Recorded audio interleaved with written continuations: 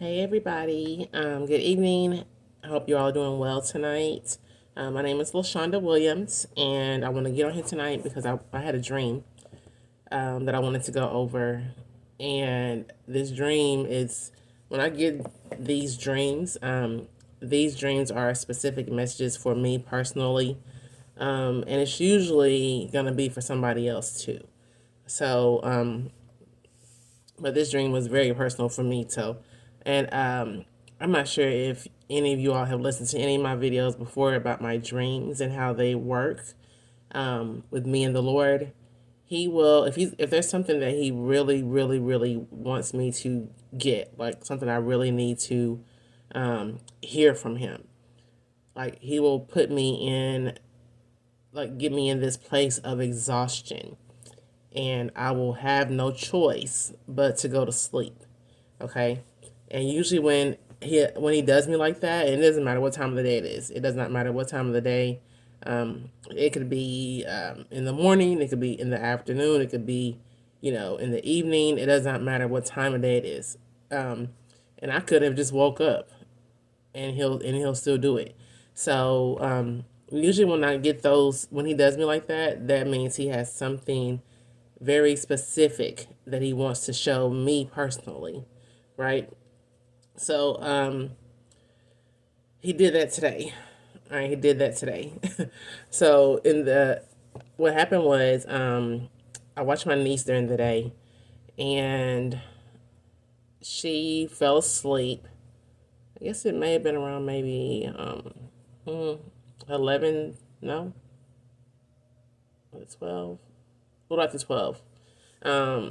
So I was working, and I just got really, really tired. Like I got really exhausted. I was literally falling asleep, like here at my desk when I was working. So I said, okay, God has not done me like this in a long time. So I know he's trying to tell me something, right? So I said, I'm going to take me a break, and I was going to take me a nap. I was going to take like a 30-minute break and just go take a nap, while the baby was sleeping. So what I did instead though was set my alarm. I set a timer because I'd already been to lunch. So I had set a timer, and I set it for 20 minutes. I set it for 20 minutes. And I was going to take me a nap for like 20 minutes and get back up and go to work. And I was just hoping the Lord would tell me something in that short time, because I know when he does me like this, that he's got something he wants to tell me or show me. So I set my timer. I fell asleep, and God gave me this dream, y'all, in less than 10 minutes. When I woke up, it wasn't even the full 20-minute timer. The timer didn't even go off. When I woke up, I still had more than 10 minutes left in the timer. So I took, and granted, when I lay down, when you lay down, like, most times it's going to take you about a minute or two just to fall asleep. But I fell asleep, and then I had the kids stuff in the background playing for the baby. So that was kind of loud in my ear. I'm like, I'm not going to be able to fall asleep in time, But, so yeah, that was what happened. In less than 10 minutes, the Lord spoke to me. So I'm gonna tell you about my dream that I had. And like I said, these dreams are very personal for me. I know those are messages for me, but usually it'll be a message for somebody else too.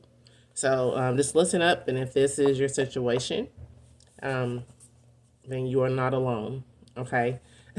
So in this dream, I was actually at work, and I was in the office building. I work from home right now, and I was actually but I go in the office like twice a week. So I was in the office on this day in my dream, and I had to go to the bathroom. So when I went to the bathroom, I went to go use the bathroom, and it was like a single bathroom where you have to lock the door, right? So I locked the door when I went in the bathroom, and I went to use the bathroom, and then once I was done, I flushed the toilet, and the toilet started to overflow. So when this toilet started overflowing, like it was overflowing like really fast. Like the water had already like gotten on the floor in a matter of seconds, and it was actually starting to flood the entire bathroom. So in the water, like it was dirty. So my thing was just trying to get out of there before the water, because it was rising so fast. I was trying to get out of there before the water got up to my face, so I wouldn't get any of this dirty water in my mouth. And I remember that I had the door locked, right? So I wanted to make sure I got the door locked, because at this point, like I'm floating. The water is picking me up, right? I'm floating. And I remember I locked the door, so I wanted to get to the door and get the door unlocked so that I could get out of the bathroom before it filled completely up. So I got to the door, and right as the water was lifting me up, like I'm almost to the ceiling, right? And I have to actually go back down to unlock the bathroom door, right? So I got it unlocked, and then I had to kind of twist it and make sure that like to make sure there was no pressure against it so I could open it and get out. So I opened it and I got out, and as I got out, I guess I floated in back into the office, right? Like, but this time when I opened the door, like it wasn't like a gush. Water just gushed into the office. The entire office was filled with water. Like the entire floor of the office was covered in water. It was submerged in water, but this water was clear, and it was like a bluish tint, right? So I'm starting to swim, right? I'm starting to swim, and at this point I'm afraid, because I'm afraid of I'm afraid of drowning, because I'm in an office building where there's no out, right? I can't find the exit, and I'm just swimming around, and I'm trying to make sure I have air to breathe, because I can only hold my breath for so long, right? Because I'm underwater and I don't have anything to help me breathe. So I was kind of panicking a little bit, because I didn't want to breathe in any water and choke and drown, right? So as I was holding my breath and I'm trying to find it out, and I'm looking for an exit, and I can't find um, anything where I can catch my breath so I can come back under and continue to swim, I just kind of relaxed for a minute, and I was able to breathe. Like I started breathing like normal, and I realized that I could breathe under the water with no problem. So once I realized that, then I started swimming around, just trying to find the exit. And I was actually pretty calm at that point, because I was able to breathe. Like I was able to breathe normally and just try to find my way through the water. Well, at this point, I seen a shark. So I seen a shark. This shark was coming right towards me. So as it was coming towards me, I kind of dodged so that it wouldn't get to me, right? And I think it was trying to attack me, but like I said, I dodged it. I was able to get away from it. But I don't know if it was the same shark or if it was another shark, but another shark came again, and this time I started swinging. Like I started swinging at this shark, and swinging at the water, and this swinging, y'all, was so real. Like I think I was doing it in my sleep. Like I was swinging at the shark, like trying to fight the shark. And so I guess it scared the shark or whatever. The shark disappeared, but the shark never harmed me. It never bit me or anything like that. And I was fighting the shark off. Okay. So after the shark left, let's see. At that point, I started trying to, like I said, I was swimming, trying to find the way out, right? And I kept swimming, and I made it to a higher floor, and this higher floor was not flooded. Like it didn't have any water on that floor. So as I got up to the higher floor, it was like I was almost in a trance. Like I couldn't believe like what had just happened, right? I was like kind of walking slow and still almost like in swim mode, even though I wasn't in the water anymore. And a man that he seen me, and he said, "Are you okay?" And I kind of shook myself, like like shaking myself off, like what just happened, kind of thing, right? Shaking myself off, and I just said, "Yes," and the dream ended. So God, God is good, y'all. God is good, y'all. Is if you all don't know, like that is one of the ways He speaks to me, is through dreams, and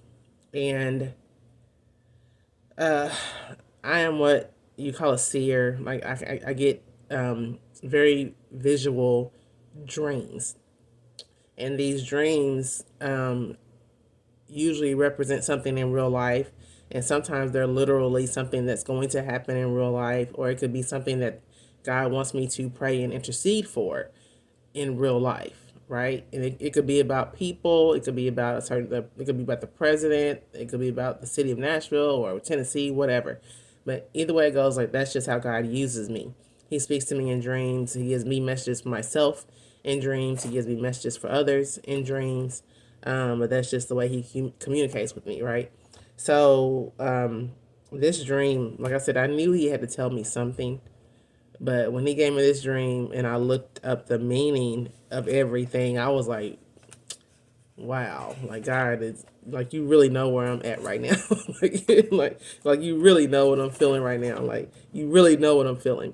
Okay, so the things that stood out to me in this dream is for what and I have this dream book, y'all, and it's halfway full. I record all my dreams now, so I put all my dreams in here, and it just helps me to keep up with them and go back and look at them if I need to, and ask you questions like how did it make you feel, certain symbols, places, the people in the dream, etc. Right, and the theme. So this dream, like when I had it, like I said, I was a little scared in the beginning because I thought I was drowning, but then after that, I realized that I was okay. I was cool, right? Even when the sharks were coming to try to attack me, like I wasn't even afraid of the sharks. Like I was fighting the sharks back, right? So that was how it made me feel. Like it was a little scary at first, but then I was okay, right? I was okay. But the prominent symbols that stuck out was the overflowing toilet, okay, with the dirty water, and then coming out the office into the office with the clear blue water, the sharks obviously, and the fact that I was the only person in this, like it was only me until I seen that man on the higher floor. Like there was nobody else in my dream. Okay, the places, it was the bathroom, of course, the office, and the floor that was completely dry. All right, and it was on higher. It was higher ground. Right. So the people, like I said, there was nobody in there but me and this unknown man. And he was like in a suit, unknown man. And then when he spoke to me and asked me if I was okay, and I said yes, he got on the elevator and left. So, all right. Then the theme was, swimming and fighting the sharks. That was the main thing that stuck out to me. So, in this dream, okay, so I'll go over the meaning of everything, the symbolism in the dreams first, and then just discuss how I believe he is speaking to me about this. Okay, so the overflowing toilet, and for you all that do keep up with me, I had a dream, another dream. This is a similar dream I had where the guy put me down, and I had this dream that time where it was the one about the letter A, and I'll keep mentioning this in all my videos, but it's very significant. Okay, so and I knew it would come back later, right? I knew that when I had this dream, there was gonna be a dream that I did not need to forget, right? So it was a dream where I was I was in a neighborhood, like a dangerous neighborhood. The Lord lifted me up out of the neighborhood, literally lifted me up out of the neighborhood. And when he did, I was going so high up, I thought I was going to heaven. And he took me across the sky, and I started seeing the letter A everywhere, and my teeth were falling out. And then he dropped me off back at home, right? So in that dream, when I did that video about that dream, the dream itself, it meant that new beginnings were coming, right? But those new beginnings that were coming, it was going to require me to make a decision, like a really important decision, which was what represented my teeth falling out. But it was going to be a really important decision to make, and it will come with some sacrifices, right? It was going to come with having to lose some things, or something being sacrificed in order this decision was going to end up being a sacrificial decision, right? So I knew that that dream was going to come up later, and I just said, time will tell, right? And I cannot remember the month I had this dream. I'll actually link it to this video. But yes, so I've known now since about probably the maybe the probably December that it was going to be decision making time this year, right? So I've been on this consecration journey since the middle of November, and it's just been constant reading the word, fasting at different times, praying consistently, and just spending time with the Lord, right? Just so you can still keep that relationship going and be able to hear when he's speaking to you, or be able to see the things he's trying to show you, or the things he's revealing to you, like with a spiritual eye, and just being able to sit in his presence so that when you're being given instructions, right? And just to hear his voice, right? You want to be led by him in everything that you do. So with this consecration process, and I just knew come January, like that this, especially with my job, I just knew that there were going to be some changes at the beginning of the year, right? I knew that already because I already know what the Lord is trying to do with me. And I know that a job is not something he wants me to be doing right now. And I've already, spoke to my husband about that. And this job will not be, I will not be with this job very long, put it that way. But it's because God has me doing other things, right? And he never wanted me to go back to work in the first place after I quit my job the first time. But he has me doing other things. So I know that season of me working is coming to an end. But again, that is going to be a crucial decision for me to make, because it caused issues the last time I quit my job because God told me to. But this time around, and I kind of gave in the last time, but this time around, not giving in. Okay, I'm not giving in. Because what God has for me is for me, right? And it affects those connected to me. So if I'm not obedient to what God is calling me to do, it doesn't affect only me. It affects those connected to me that are going to benefit from my obedience. Do you understand what I'm saying? So it is decision time for a lot of people.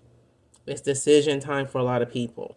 Okay. And God has been, like you said, he's been pulling some of us apart, separating us for a while, and just, keeping us set apart and continuing to have us to constantly like self-evaluate ourselves, self-evaluate, search your own hearts, have the Lord search your heart, cleanse and remove anything that's not like him, But we've been in this consecration process for a while now. So he's doing that for a reason, because he's trying to get us in position. He's trying to get us in position for our next, whether it's our next assignment. It could be a next job. It could be your new business, your new ministry, whatever it is that's your next. He's getting us ready for that. That's what he's doing. Okay. And he's preparing his army, because he's been building the army. He's been building it now, but he is preparing his army to go to battle. He's preparing us to go to battle. Okay. And that battle will not only be a spiritual battle, it's going to be an emotional battle. It's going to be a physical battle sometimes. And it's going to come from the people that you think will support you, that are supposed to support you, or that you think they would support you, right? It's not going to be from the strangers, okay? It probably won't even be from your coworkers. No, it's going to be from the people that are closest to you. It's the ones that are closest to you. Okay, so God is preparing us. He is preparing us to go into battle, right? He's preparing us to go into battle. But so that's just putting into context like where I am right now, and where a lot of people are honestly right now. Like they're in that place where they feel like they don't know what to do, or they're confused as to how they should move, or you don't want to make the wrong move, right? So, or you don't want to make a move period because you're afraid of how it's going to affect people around you, or the people that you love, um, or because they're not on board with it. Like you think you're making the wrong decision. No, if they're not on board with it, that means you're making the right decision. Okay, that means you're making the right decision. All right. So, with that being said, I just wanted to put you in the context of where I am in my life, which is where a lot of people are in their lives too. Okay, so the dream with the water. And this will all come into context once you hear all the meanings and the symbolism that was in that dream, right? Okay, so the toilet, the overflowing toilet. Okay, so the overflowing toilet, that actually was from a spiritual perspective. I just found a lot of this stuff online because a lot of times when the Lord gives me dreams, like I know usually off the bat what they mean. Now, some of them I have to do a little, a deeper dive into it, but most of the time, they're not that hard to interpret. Okay, so especially ones like these where I know that they're specifically for me, right? And it could be somebody else out there that is for too. So the overflowing toilet, it says it can represent powerful emotions and energies that need to be released and transformed.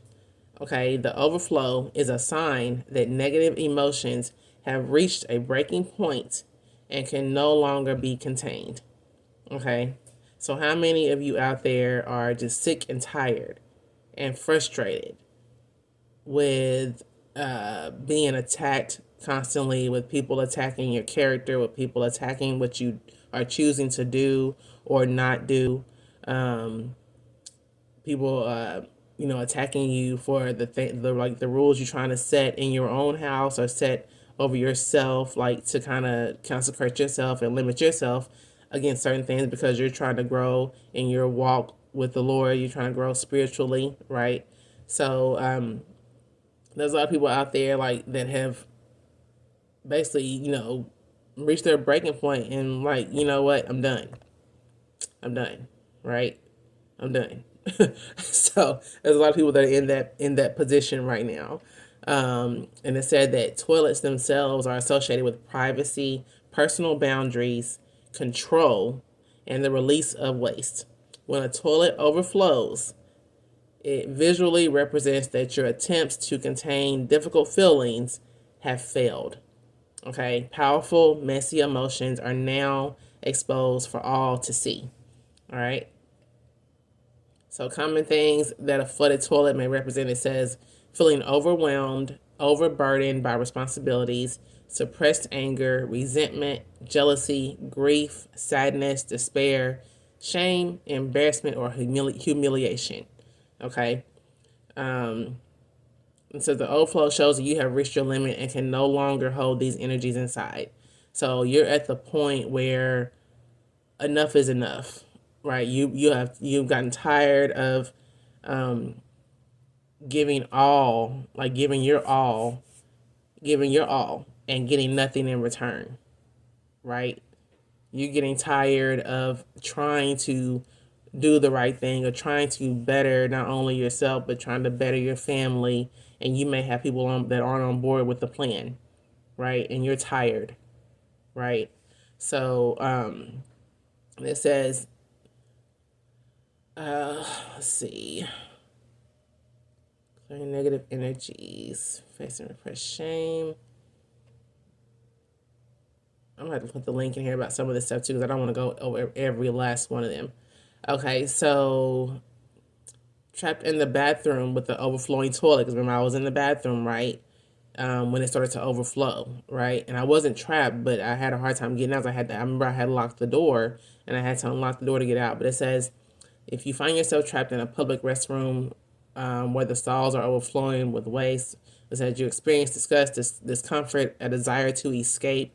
Spiritually, when outer situations seem out of control or chaotic, Go within to rediscover your inner peace. Detach from the drama around you. Okay. And there's some more stuff in here, but does not pertain to what I seen. It says, while the sight of erupting waste can certainly be upsetting, do your best not to panic. Getting stirred up only worsens things energetically. Pause, center yourself, and focus on taking some deep, grounding breaths. This will enable you to act from highest wisdom. Okay? So when I was in the water, right? When I got out the bathroom, when I was in the water, like I told you, I was starting to panic, right? And then I just finally stopped and just started to breathe and realized that I could breathe with no problem in the water. And that was what calmed me down, right? So it says here, do some emotional house cleaning, okay? Commit to positive change, etc., etc.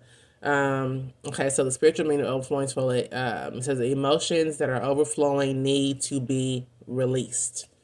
Okay, it signifies feeling overwhelmed, overburdened. I think I said that before already, and that negative emotions have been built up to an unmanageable level.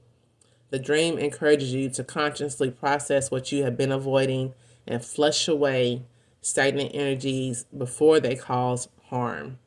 Okay? So, the swimming, right? And like I said, this dream is very personal for me, so I know exactly what it's talking about. Okay, and whoever hears this dream, if they're going through something similar, have had a similar dream, then they know what they're going with. They already know what they're dealing with too. But dreams about swimming alone. So I tell you, on this dream, like I was the only one in the dream. I was the only person swimming. Right.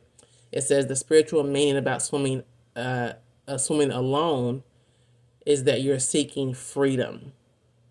You want to escape all the hustle and bustle and want to have some time to yourself to attain mental and emotional clarity.